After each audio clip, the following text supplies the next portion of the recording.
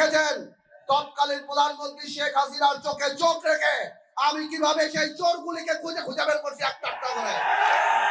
আপনাদের মনে আছে আমার দেশ নেত্রীর বিরুদ্ধে যখন মামলা দেয় তখন একমাত্র আমি দাঁড়িয়ে বলেছিলাম বাংলাদেশের সবচেয়ে জনপ্রিয় নেত্রী খালেদা জিয়া। ভাইয়েরা আমার, যেই যত কথা বলুক, আমি পরিষ্কার করে একটা কথা বলতে চাই, আমি মঞ্জু মিয়ার ছেলে। আমার উত্তর দিগলদি বাড়ি যে রাইসুল ভাই বলে গেল ভোলা আমার বাপের কবরস্থান। আমি মারা গেল হয়তো আল্লাহ চাইলে আমার কবর এখানে হবে।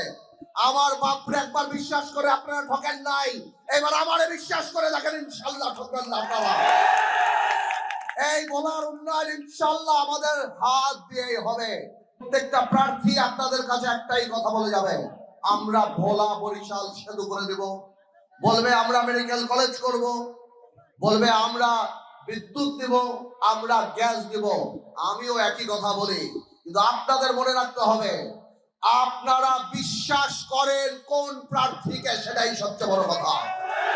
আমি পারতো ইনশাআল্লাহ সংসদে যদি যাই, আল্লাহ যদি নেয়, আপনারা যদি সাথে থাকেন, আমি প্রথম দিন ভোলা বরিশাল সেতুর ব্যাপারে সংসদ গরম করে ফেলবো ইনশাআল্লাহ।